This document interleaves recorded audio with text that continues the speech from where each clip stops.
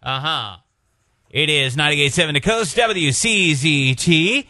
Your music on your station. Welcome to our 9 o'clock hour. That's Cassie getting our hour started. We'll get back to more music in just a little bit. But right now, I am just thrilled to be talking with a special guest we're having here. And we were talking a little bit about this earlier, Phil. You know, as the NFL season is underway, it's actually the time for the Arena Football League. They're in their off season, but they're also hitting their free agency part of the season here. And of course, the Philadelphia Soul, they have some exciting things going on. And right now, we have the pleasure of being joined by the coach who, we're going to definitely talk here with Doug Plank about a whole bunch of things going on with the Soul. But I tell you, thanks for giving us a little bit of time here this morning, first off, Coach. Well, good morning, Mark and Phil. It's great to be on the show. Morning, Doug. I guess you weren't here for the big Soul SummerSlam we had in August. We met some of the players and, of course, the Soulmates, and it was a lot of fun down here on the beach in Wildwood. You got to come down here sometime and check it out. I guarantee you I'm going to be coming down there. I would go. Grew up in Pennsylvania, Pittsburgh area, and in the summers we always vacation to Wildwood, so have nothing but great memories about that area. Great. Now, we should talk a little bit about your background because you actually had a NFL playing career with the Chicago Bears, so you've got experience, and we're going to get into some of the what led you to the Philadelphia Soul, but we had the free agency that started on Monday, and I wanted to ask you, Coach, the overall outlook on what fans can expect from the players that you're targeting, because I'm sure, as you're looking at the team, you're making decisions. Some of them are tough decisions, I'm sure, but there is a vision there. And what should people expect? Well, number one, expect a change, because when you hear free agency in the Arena Football League, truly everyone from the coaches to the players are there on a 1 year basis, on a 1 year contract. So literally every single year you can reset the deck, so to speak. You know, your players, your coaches. I mean, obviously, had the Soul done as well as everyone anticipated last year, I wouldn't be here. You know, so I'm here for a reason, and that's to bring change and to change that record of last year of 6 wins and 12 losses. And I'm determined to do that. Yeah, I've had the opportunity in the past to go into situations where the team hasn't been winning or hasn't had a winning season. And, it's a mindset. It's changing the mindset of the organization. And I can't tell you how I think we've already done that in this first 30 days. Going into this free agency period, there's going to be a different team on the field next year for the Philadelphia Soul. I know your boss, Ron Jaworski, he's a proven winner. He's been in the Super Bowl. And how is he as a boss? I mean, I know he's kind of tied up with Monday Night Football right now, but is he working with you on these free agent acquisitions? I really enjoyed Ron over the years, having played against him, just knowing who he was as a person. He's a huge asset as far as a head coach is concerned, because he's a resource. You can go to him and you can talk about personnel, and you can talk about things that are taking place on your football team, and you just can't do that with very many owners in football. And so Ron's really been one of those steadying influences, very encouraging. Obviously understands that things have to change from where they were last year, but the reason why I made a decision to come to Philadelphia and coach for the Soul was because of Ron and the other owners. I knew that they were going to be supportive and that they absolutely demanded, a winner on this team. So we're going to win. Well, I know that you're making lots of decisions. One of the decisions that the team has made, you guys have resigned Donovan Morgan. And what does that mean for the team? I mean, is he one of those people that's going to be, do you see him as one of those people that's going to be one of the leaders to try and, help the new guys, get it all together? Yeah, there's no question. I mean, sometimes people lead verbally, other ones lead by action. And it doesn't matter how it happens. I just want it to happen. I want someone to say on the team, a player to say, gosh, I love playing with that player. He makes me better. And that's when I look at the signings that we've had so far, Dan Radabaugh, our quarterback, that we've just signed over the last couple of days, and Donovan, these are players that help other players around them play to the very utmost, the highest level of their ability.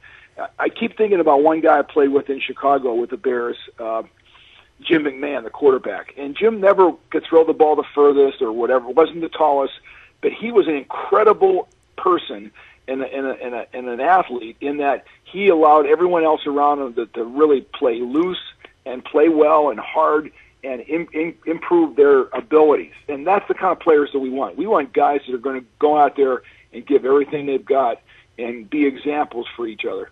You're right, Doug, and he actually made a stop in Philly, if I recall.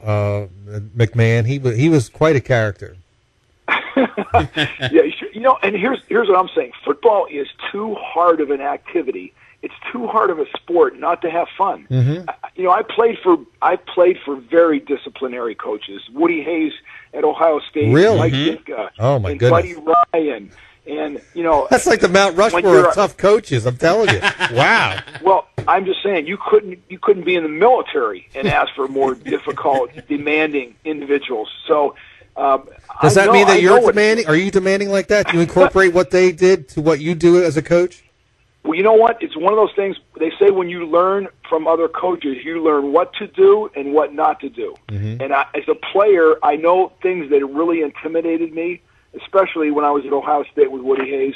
I think breaking things and throwing things and that sort of thing, I don't know. I think that day is come and gone. Yep.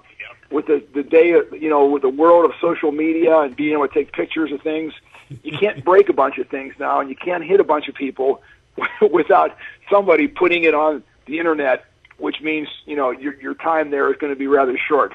So yeah. And players do have a different attitude these days. Some of the old techniques definitely don't work today. No, same thing in business. There's no way that you could operate a business the way you did years ago.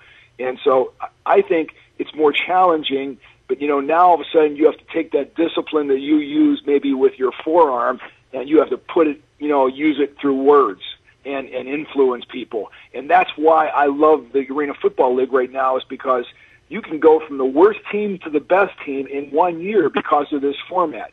So my goal is to go out there and try to attract the best talent we can to Philadelphia and try to do it as convincingly as possible. Right now we're talking on the Morning Wake Up here on 98.7 The Coast with Coach Doug Blank, the head coach at the Philadelphia Soul, just doing lots of work. And let's talk a little bit about this quarterback, Dan Radeball, because I know people in Philly are going to get to know him.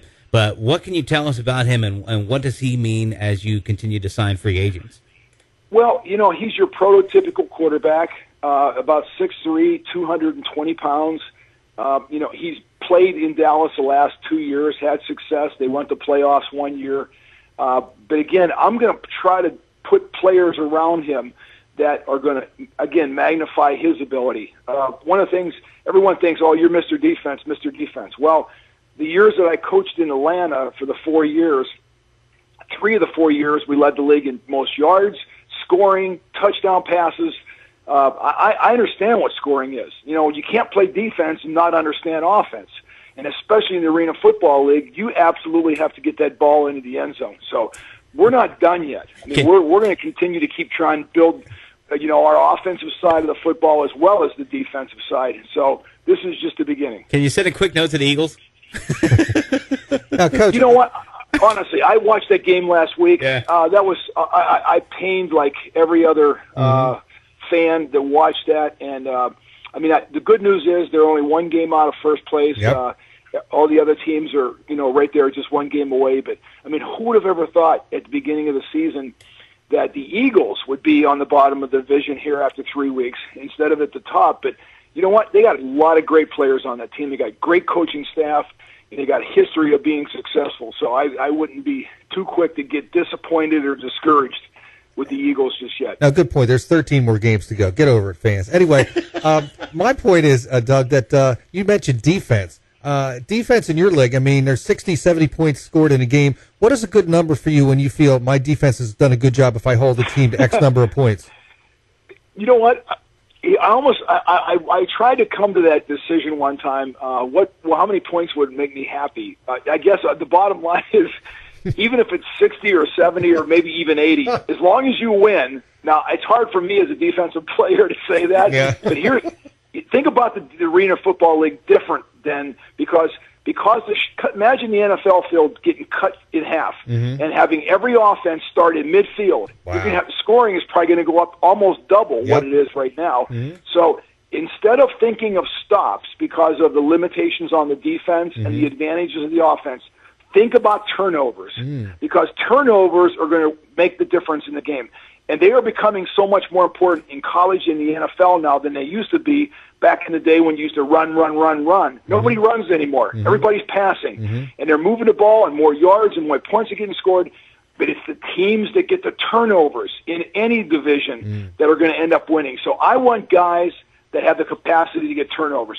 Force fumbles, because that's an art. That's an art in itself, and to be able to get interceptions, those are the type of defenders that I'm looking for. All right, now we're talking to Doug Plank, who is the head coach of the Philadelphia Soul Arena Football League team, and I know you were clearly a hot name on the free agent coaching list. I'm sure there are lots of offers to coach around at different teams around the league. And, well, the question I want to ask you is, what were your determining factors? What brought you here to Philly? Real simple. I read Ron Jaworski's book about the things that change life in the NFL, concepts. He devoted almost one whole chapter to the 46 defense, Chicago Bears, Doug Plank. I get done reading that chapter, I go, oh, my God, I could not have had anybody write a nicer thing about me. And I've had a relationship with Ron all these years. I'm thinking, hey, listen, if I go anywhere in this league, it's going to be with Ron Jaworski and Philadelphia. For two things. Both of them are extremely passionate. I know Ron over the years, how he played as a player. I saw him back when he was at the University of Youngstown as a college player. So I go way back with Ron. And let's face it, I never remember having a good time coming here as a coach or as a player. Well, that's good for us as an Eagles fan, yeah. I remember fans standing behind our bench for the Chicago Bears yelling and screaming my name for 2.5, 3 straight hours. I had never, ever had that happen to me in my life. And they weren't the nicest things that were being said. But I'm thinking, I do not like this town. I don't want to be here as an opposing coach or player. And the same thing was true when I came here a few years ago as the head coach with the Georgia Force team in the Arena League. So that's why. Ron Jaworski, just the fact that, you're in Philadelphia, you're going to have the best fan base in the country. Well, we appreciate you giving us the time. I hope you can hang on the line here for a moment after that, because I want to get some contact information and things from you. But we hope for just a wonderful season with the Philadelphia Soul, and I think that it sounds to me like the team is in the right hands. It sounds like you know what you're doing. And, Coach, when does the season kick off? When do you start?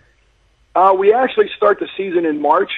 Training camp actually starts a little bit earlier than that. I mean, we get after it pretty fast. It's a pretty quick training camp, only 2 weeks. And the season's just being finalized right now, so they are moving some dates around. We may even, start even later because we have 2 bye weeks, and sometimes teams actually have a bye week coming out of the gate that first game of the season. Wow.